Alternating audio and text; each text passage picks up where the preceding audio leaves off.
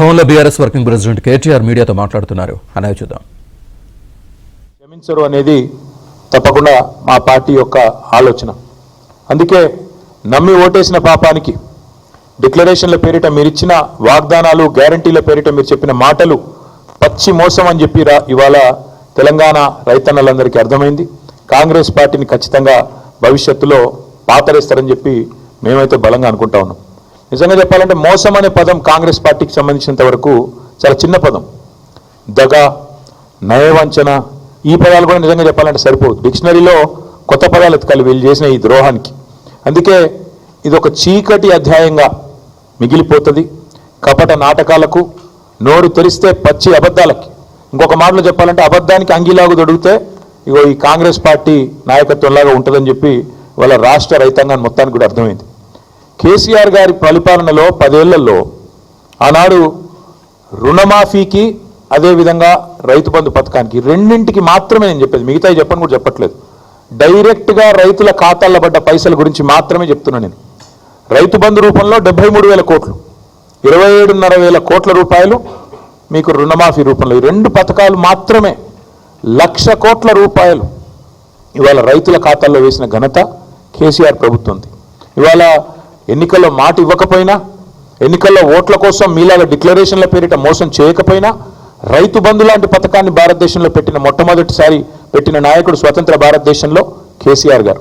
అందుకే కేసీఆర్ గారు రైతు బంధుగానే ఉంటారు, రేవంత్ రెడ్డి రాబందుగానే మిగిలిపోతాడు, రైతుల పాలిట రాబందుగానే మిగిలిపోతాడనే మాట నేను ఖచ్చితంగా చెప్తా ఉన్నాను.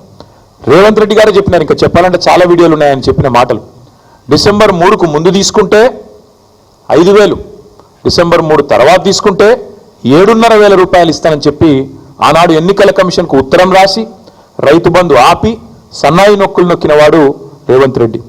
ఆ రోజు 10,000 రూపాయలు కేసీఆర్ గారు 2 పంటలకు ఇస్తుంటే 3 పంటలకు ఇయ్యవా, 3వ పంటకి ఇయ్యవా అని అవహేళన చేసిన వాడు రేవంత్ రెడ్డి.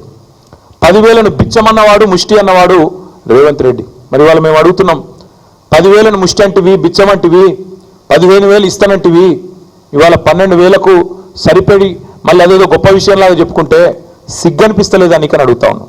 కనీసం మాత్రం చీమగుట్టినట్టన్నా అనిపిస్తలేదా? ఇచ్చిన మాటలు ఈ రకంగా సిగ్గు లేకుండా తప్పుతుంటే కనీసంగా కూడా ఏం అనిపిస్తలేదా అని అడుగుతా ఉన్నాం.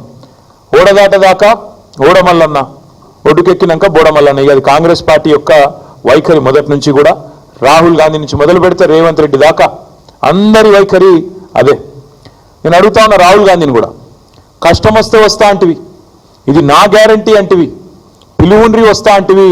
వాళ్ళ తెలంగాణ రైతులు అడుగుతున్నారు, రాహుల్ గాంధీ గారు ఎక్కడున్నారు మీరు? అసలు మీ ప్రభుత్వం ఇన్ని మోసాలకు పాల్పడుతుంటే, రైతు భరోసాని కూడా ఇవాళ రైతు నిరాశగా మారుస్తుంటే, రాష్ట్రంలోని రైతాంగాన్ని నయవంచన చేసి గొంతు కోస్తుంటే ఎక్కడ ఉన్నావు రాహుల్ గాంధీ నేను అడుగుతా ఉన్నా. వచ్చే దమ్ముందా? వరంగల్కి వస్తావా? ఏదైనా ఒక గ్రామానికి వచ్చి రైతులతో కూర్చుంటావా? మాట్లాడతావా? కనీసం ఎందుకు ఈ రకంగా మోసం చేస్తున్నదో నీ రేవంత్ రెడ్డి ప్రభుత్వం చెప్పే ధైర్యం ఉందా? మేనిఫెస్టోలో ఇచ్చిన మాటను నిలబెట్టుకున్నందుకు ముందుగా ముఖ్యమంత్రి నుంచి మొదలు పెడితే రాహుల్ గాంధీ దాకా ఖచ్చితంగా తెలంగాణ రైతాంగానికి క్షమాపణ చెప్పాల్సిందే. మీరే ఇచ్చినారు వ్యవసాయ డిక్లరేషన్ అని, మీరే చెప్పినారు మాటలు, బోనస్ అన్నారు, ఇంకోటి అన్నారు, చాలా బోగస్ మాటలు మాట్లాడినారు. కానీ వీటన్నిటికంటే దరిద్రం, వీటన్నిటికంటే నికృష్టమైన మాట నిన్న రేవంత్ రెడ్డి గారు మాట్లాడినారు. ఇది పేపర్లో రిపోర్ట్ అయింది, దాని ప్రకారమే నేను మాట్లాడుతూ ఉన్నా. తెలంగాణ కాకుండా ఉమ్మడి ఆంధ్రప్రదేశ్లోనే బాగుండే ప్రభుత్వ ఉద్యోగులకనే ఒక నికృష్టమైన భావదారిద్రపు మాట తెలంగాణ ముఖ్యమంత్రి మాట్లాడడం అనేది ఇది నిజంగా కూడా తెలంగాణ ఆత్మగౌరవాన్ని కించపరచడమే. అసలు నీకు సిగ్గుందా?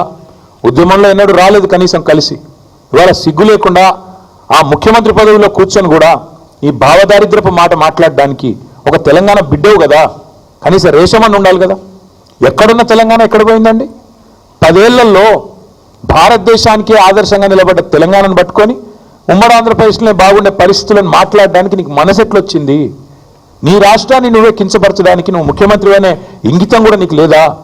ఆ మాత్రం సోయి కూడా లేదా అని బాధతో అడుగుతా ఉన్నా. ఒక ముఖ్యమంత్రి పదవిలో కూర్చున్నావు, అదృష్టవంతుడివి నువ్వు. ఎంత గొప్పగా మాట్లాడాలి నువ్వు నీ రాష్ట్రం గురించి, నీ ప్రభుత్వం గురించి కూడా గొప్పగా చెప్పుకోవద్దంటలేదు మేము. కానీ రాష్ట్రాన్ని చిన్నగా చేసి చూపెట్టడం అనే దౌర్భాగ్యం అనేది అయితే ఉందో నిజంగా కూడా బాధాకరం. ఇంకా దారుణం ఏంటంటే రాష్ట్రాన్ని చిన్నగా చేస్తాడు. ప్రభుత్వ ఉద్యోగుల పరిస్థితి అట తెలంగాణలో బాగా లేకుండానట, ఉమ్మడి ఆంధ్రప్రదేశ్లో బాగుండేనట. ఎందుకు 73% జీతం పెంచినందుకు బాగా లేకుండేనా? లేకపోతే భారతదేశంలోనే హైయెస్ట్ పే స్కేల్ కేంద్ర ప్రభుత్వ ఉద్యోగుల కంటే కూడా అత్యధికంగా జీతాలు ఇచ్చినందుకు బాగా లేకుండేనా? అత్యధికంగా పెన్షన్లు ఇచ్చినందుకు బాగా లేకుండేనా? లేదా ఇదే ప్రభుత్వ ఉద్యోగులు మన రాష్ట్రాన్ని అగ్రభాగాన భారతదేశంలో నిలబెట్టినందుకు బాగా లేకుండేనా? ప్రపంచంలోనే అతిపెద్ద లిఫ్ట్ ఇరిగేషన్ ప్రాజెక్టు కట్టింది ఇదే ప్రభుత్వ ఉద్యోగులు కాదా? ఇదే ప్రభుత్వంలోని ఇరిగేషన్ డిపార్ట్మెంట్ కాదా? రాష్ట్రాన్ని భారతదేశంలోనే తలసరి ఆదాయంలో నిలబెట్టింది అగ్రభాగాన ఇదే ప్రభుత్వ ఉద్యోగులు, ఇదే ప్రజలు కాదా? రాష్ట్రాన్ని వ్యవసాయంలో ఇబ్బడి ముబ్బడిగా ఉత్పత్తులు వచ్చినాయంటే ఒకవైపు వ్యవసాయ శాఖ అధికారులు, తెలంగాణ రైతులు అందరూ కలిసి కష్టపడితేనే కదా ఫలితాలు వచ్చినాయి.